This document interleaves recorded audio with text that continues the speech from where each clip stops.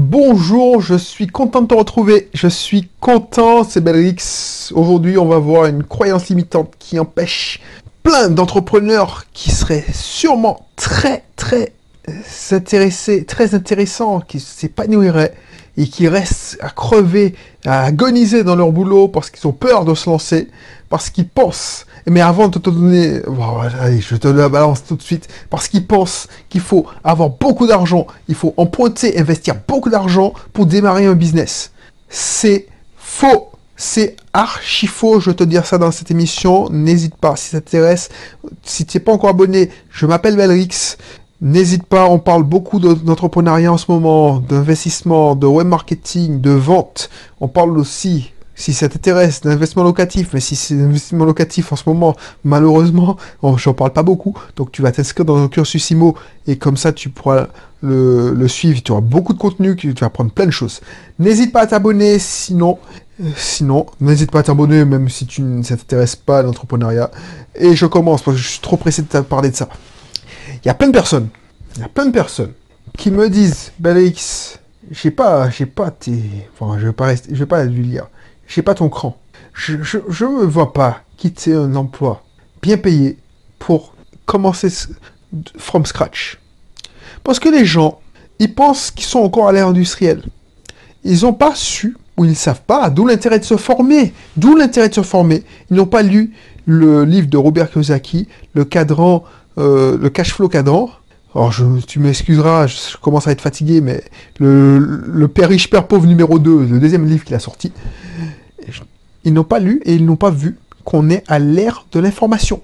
Et à l'ère de l'information, il n'est plus nécessaire d'avoir beaucoup d'argent pour investir. Alors oui, c'est pas ce que te vendent les startups, les médias. C'est plus intéressant de montrer un nouveau service révolutionnaire, innovant, qui demande des milliards. Bon, j'exagère, je m'emporte, mais qui me demande 2 millions d'investissements pour révolutionner, pour changer la face du monde.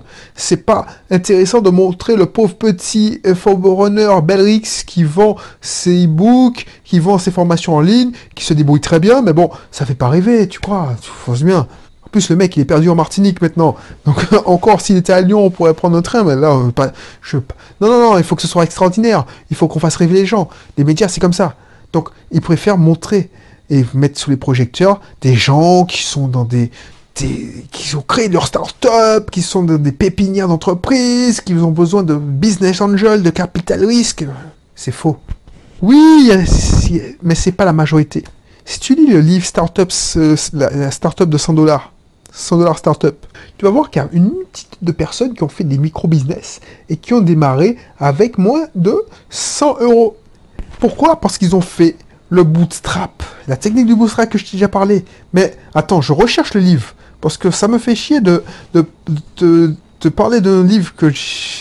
C'est Kawasaki qui a sorti ce livre-là. Je l'ai lu il y a longtemps maintenant, donc c'est pour ça que je le... Mais Kawasaki a sorti un livre et qui te parlait en détail du bootstrap.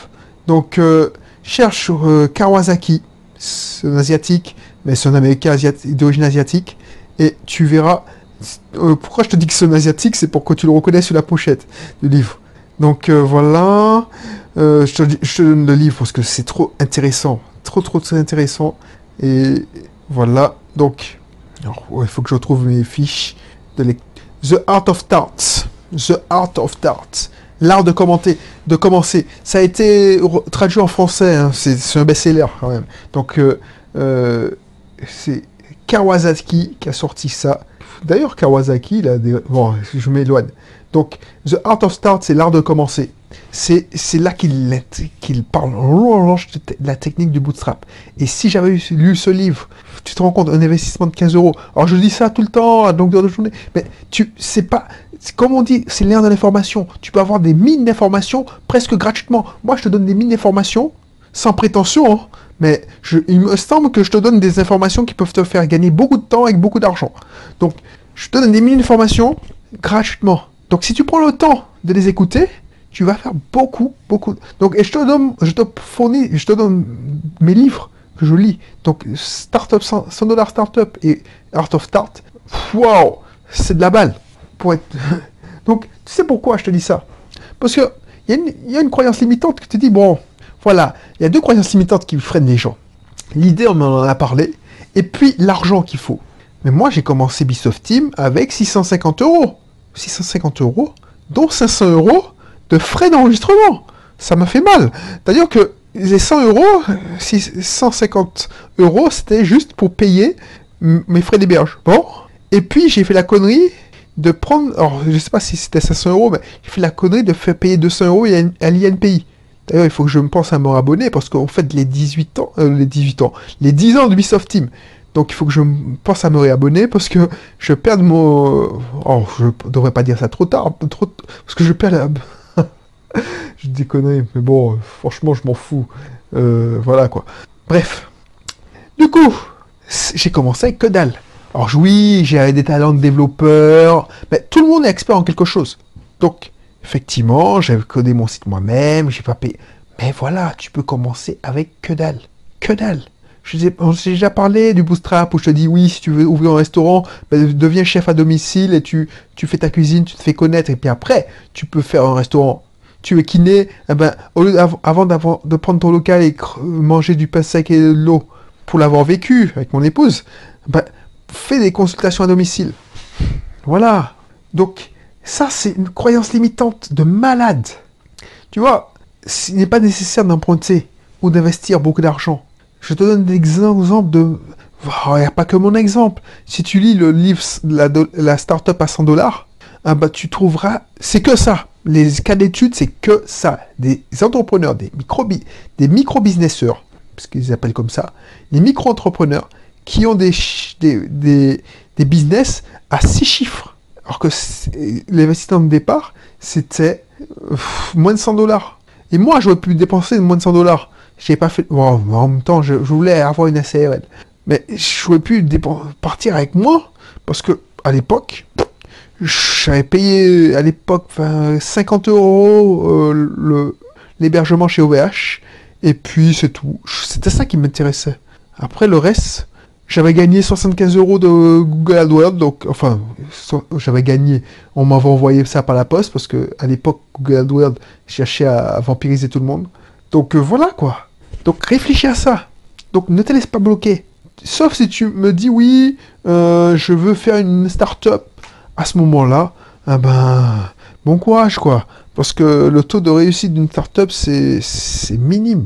Bon, le taux de réussite d'une micro-entreprise, les vrais micro-entrepreneurs, c'est pas ceux qui sont excités, prennent un délire. Ah ouais, j'en ai marre de mon boulot, je veux faire une micro-entreprise et puis qui vont sur le site microentreprise.fr ou entrepreneur.fr et puis ils prennent le numéro de sirette. Non, je te parle des vrais micro-entrepreneurs qui veulent faire un business vraiment à long terme, quoi. Comme moi, j'ai voulu. Moi, je voulais pas. Voilà pourquoi. Je sais pas si ça existait en 2008, je me souviens plus. Mais pourquoi je voulais pas me mettre en entreprise individuelle? Parce que, voilà, je voulais faire un truc sérieux, je voulais me donner les moyens, je voulais que ce soit... je voulais être en société, parce que moi, dans ma tête, une société à responsabilité limitée, ben voilà, c'était sérieux, donc j'étais obligé de réussir. Je devais donner un capital, je devais bloquer... Voilà. Et j'ai pas regretté, parce que je me suis donné les moyens. Donc pense à ça, tu peux commencer avec le bootstrap. Je te rabâche les oreilles, mais c'est tellement, tellement important. Et tu vois, je te donnais les clés. Dans ma formation, tester son idée d'entreprise, son idée d'activité en moins de 2 jours. Et là, tu pourras voir en long et en large comment. Je te donnais des moyens très simples pour que tu puisses tester ton idée et puisses commencer avant même, en moins de 2 jours. Et ça, il n'y a pas photo. J'utilise la technique du bootstrap, que je t'ai déjà expliqué, mais j'utilise la technique du Scrum. Le score, je sais pas. Oui, la technique du Scrum, c'est une méthode qu'on a utilisée en informatique, c'est-à-dire des itérations très courtes. Bon, les itérations très courtes, est-ce que j'étais perdu? C'est-à-dire qu'au lieu d'avancer sur un projet, tu prends 1 mois pour le faire, tu avances tu te donnes des objectifs à 5 jours. C'est-à-dire, chaque 5 jours, tu dis, bon, à cette sortie-là, dans 5 jours, je dois faire une sortie de mon produit. C'est la méthode Scrum. Donc, c'est ça qu'on appelle les itérations successives, des micro-itérations successives. Donc, c'est pour ça qu'en 2 jours, tu auras une première itération. elle sera pas peut-être commercialisable, mais au moins tu pourras tester ton idée.